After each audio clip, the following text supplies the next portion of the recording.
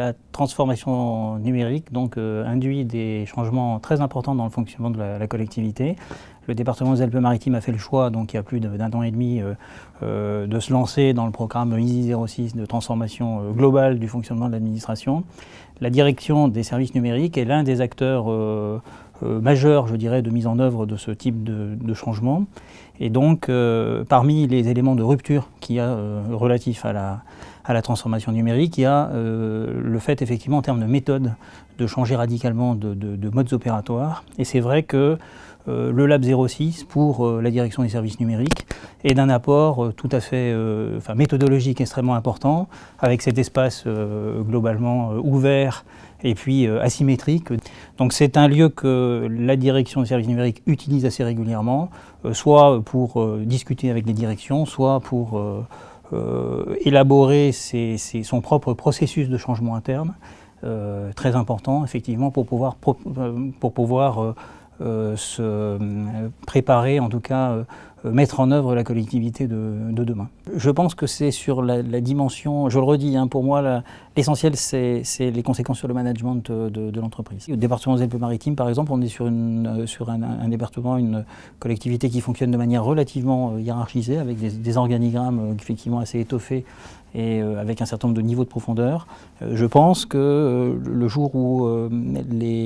les techniques et les modes opératoires de la transformation numérique auront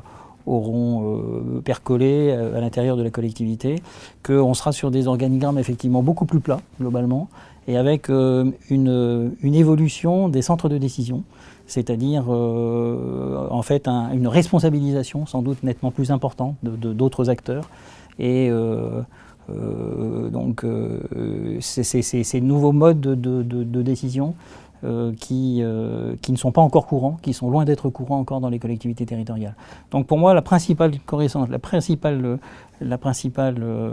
conséquence sera là. Alors bien entendu, on a la dimension dématérialisation, etc., qui sont les chantiers habituels dont on parle dans le cadre de la transformation numérique, mais qui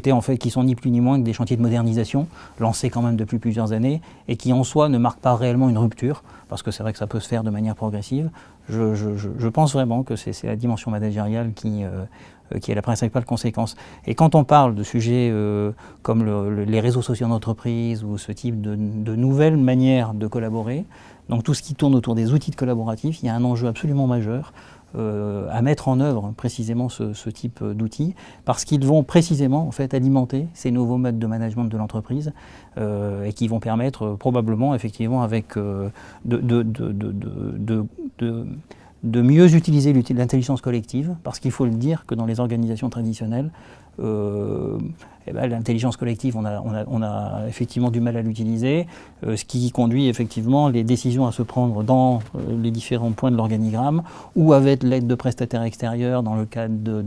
d'assistance à maîtrise d'ouvrages divers et variés. C'est des modèles sur lesquels on revient très clairement. Et maintenant, en fait, ce qui se fait, en effet, c'est de demander l'avis aux uns et aux autres et de faire participer, en fait, chaque agent, finalement, à son niveau, à